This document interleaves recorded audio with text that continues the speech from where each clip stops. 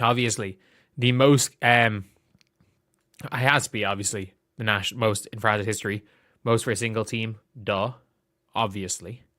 I don't think anyone is really shocked by that. I was surprised last year when I saw it was said 41. I was shocked.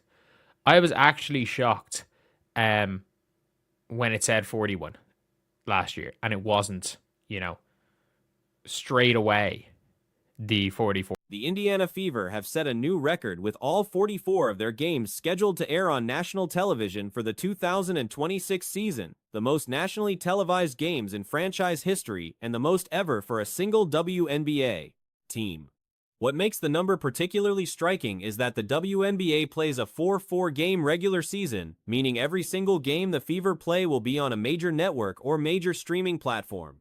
No games will be exclusive to League Pass or regional broadcasts. The 44 games that we had to, wait or miss 4 games on national TV, which is kind of crazy because you can see where these games are on. Where is it from? The Fever. They have all their games. So some of these are on NBA TV, some are on USA, some are on Prime. Wow, there's only one on NBA TV. So they only have one game on NBA TV. And it is the second one back after the World Cup break. That's kind of crazy. The schedule is spread across multiple outlets. The bulk of the games fall on Amazon Prime Video, with a smaller number distributed across ESPN, ABC, USA Network, NBC, and ION. Only one game lands on NBA TV, the first game back following the World Cup break. After the World Cup break. That's kind of crazy. If you guys don't remember, a couple of years ago, they had a lot of games. It was something like 7 of the top 10 games, NBA or WNBA, on NBA TV were Indiana Fever games in 2024, which is kind of mad still thinking about it. Like Wemby's rookie season, it was like Wemby versus Steph was what split up all of the Indiana Fever games from being the most viewed that year. Like, I don't think anyone... By comparison, in 2024, 7 of the top 10 most watched WNBA games on NBA TV were Indiana Fever matchups, which gives some context for how significantly the distribution landscape has shifted. The networks have clearly moved the team's games toward broader, higher-reach platforms. To put the viewership gap in perspective, data from last season showed the contrast in audience size depending on who was involved. Of the Indiana Fever games from being the most viewed that year. Like, I don't think anyone... Like, when I say the boom is gone for Caitlin Clark, not that Caitlin Clark isn't a world superstar, but I mean, anyone who was there in 2024 knows that the summer of 2024, the most relevant sport that happened in the United States of America was the WNBA. It was the most relevant, especially with a poor-ish NBA playoffs other than Luka. But yeah, it is a crazy one. Obviously, nobody... WNBA games not featuring the Fever drew around 700,000 viewers on average. Fever games without Caitlin Clark pulled in roughly 1.5 million. Games featuring Clark averaged closer to 2.5 million. Crazy one. Obviously, nobody watching as a Mitchell. Who cares? Who cares? Like, at this stage, who cares? Streaming services aren't considered national TV. I think they might be now. At this stage. Of all the organizations that were slow to pick up the CC-effect TV, yeah, obviously the TV networks can't be. If the TV networks were trying to make it not a meritocracy. Those numbers explain why the league and its broadcast partners have structured the schedule the way they have. The Fever's early schedule sets up favorably, with matchups against teams that finished the previous season near the bottom of the standings.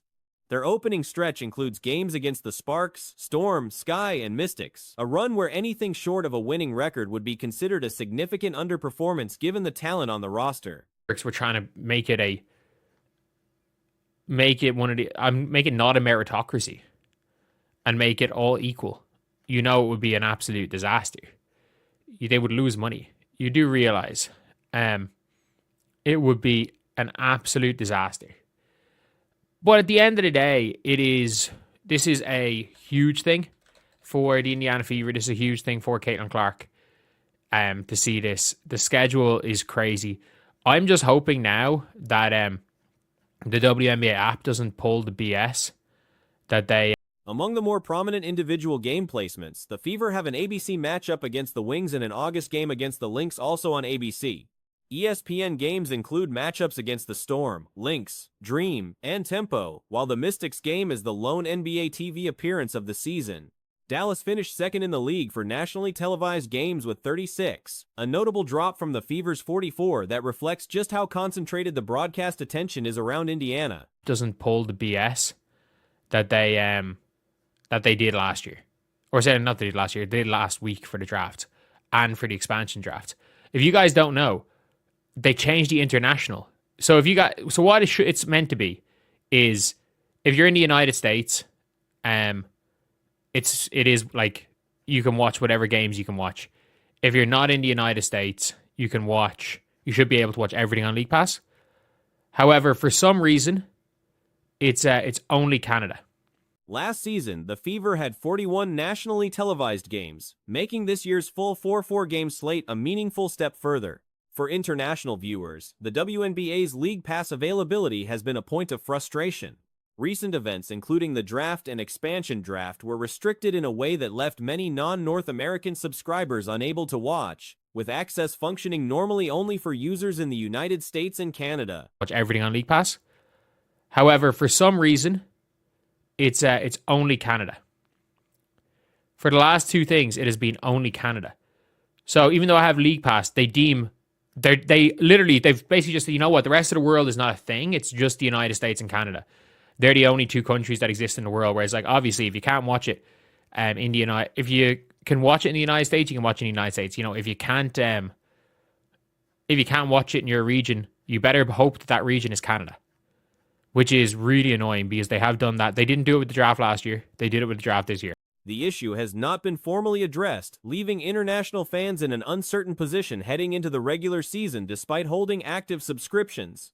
At Indiana Fever Media Day, Caitlin Clark addressed several topics including her off-season training approach, her thoughts on Kelsey Mitchell, the mental side of being injured, and what the team's depth could look like heading into the new season.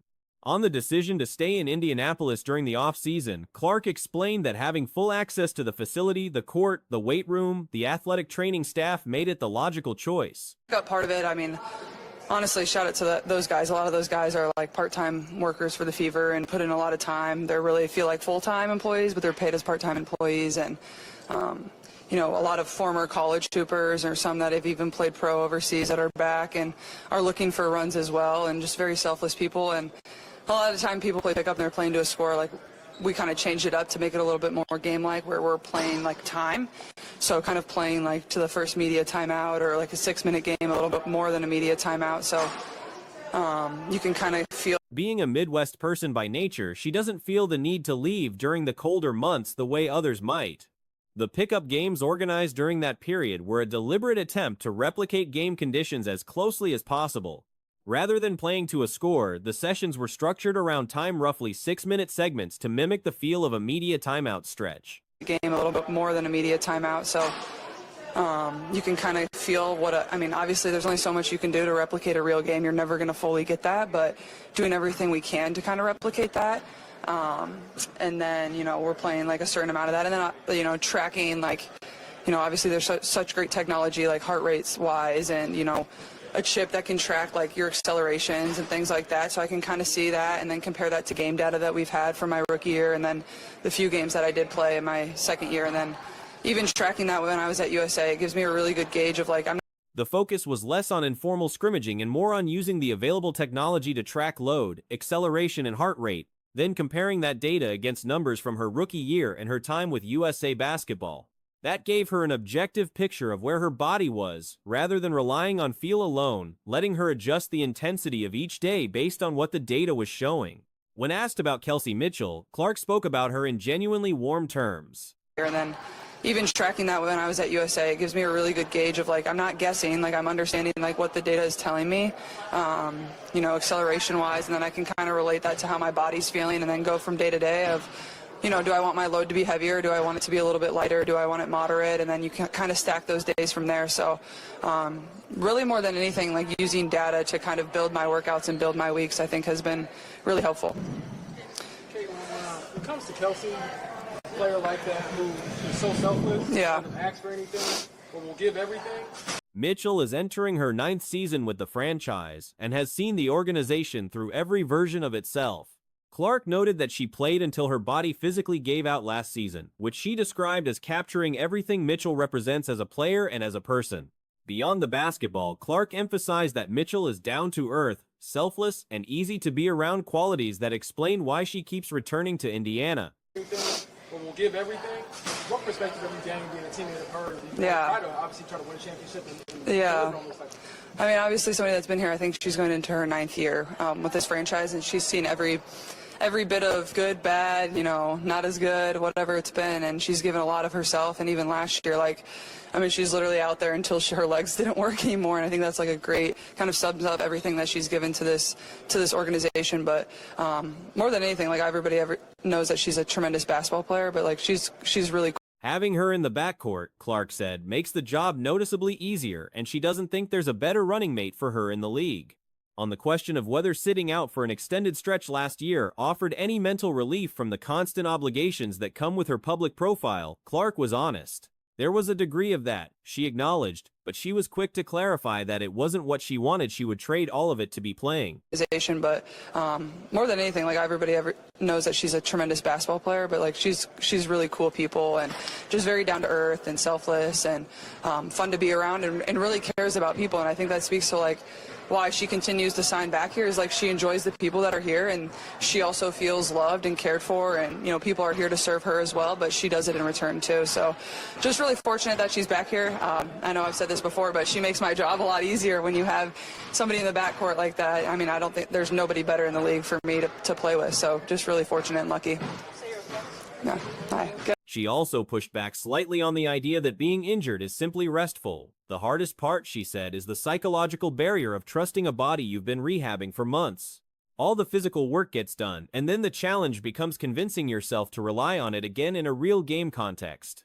There's nobody better in the league for me to play with, so just really fortunate and lucky. Yeah. Hi. Good. How are you doing? You can tell me if this is not the case, please let me know. Yeah. Being able to sitting out as long as you did last year, was it also like a mental break for you? You didn't have scrums, you could have said no to brand obligations. Yeah. A built-in excuse. So was there a component of a mental break? Yes, in a way, but obviously that was not what I wanted. I mean, I would sign up to do media every single day to be able to play and put my jersey on. That part is mentally draining in its own right. On team depth and how players like Raven Johnson and Ty Doby factor in, Clark framed it as exactly what training camp and preseason are designed to figure out. She won't be playing heavy minutes in the first preseason game. That's not the point of that stage. I mean, I would sign up to do media every single day to be able to play and put my jersey on, and this is part of the job, is getting to talk to you guys every day, and you all do a tremendous job as well. So I know it's part of the responsibility of what I get to do. I mean, there's always cameras in my face, so I'm pretty used to it at this point. But in a way, it was a little bit of a mental break, but at the same time, injury is really mentally taxing as well. People don't always realize that, especially when you're at the point of trying to come back and trying to get over the hump of trusting your body. That's the hardest part, is you've done everything you can, rehab-wise, and to get back on the court, and then it's What she did identify as a genuine need is having someone who can handle the ball and relieve pressure during live ball situations. Bringing the ball up 94 feet against full court pressure every single possession is physically exhausting, and having guards who can share that burden changes the dynamic significantly. She pointed to her ability to get off the ball and recover as something that will make the offense harder to guard, and mentioned that the team's forwards and centers, including Aaliyah Boston, showed last season they're capable of handling ball movement duties in a pinch. And to get back on the court, and then it's the mental block of trusting your body and knowing you put the work in. So I feel like it's a little more mentally exhausting from that standpoint. Not you guys, though. Yeah. We're going to jump to the other side of Chloe. Give that side. Yeah. I don't know if you guys have heard anything I've said, but... Okay. Steph has talked about creating depth in the court, especially your injuries last year to Kelsey going until the wheels fell off. Just what do you think about having Ty and Raven backing up the Yeah. Reflecting on what the injury period clarified for her personally, Clark talked about what it meant to show up to games without playing and still feel the connection with fans. Young kids, older supporters, packed arenas, still cheering. It was a reminder that the relationship people have with her extends beyond the box score. She's realistic that a 4-4 game season will include difficult nights where shots don't fall, and she's working on holding on to that perspective rather than measuring every performance against an impossible standard.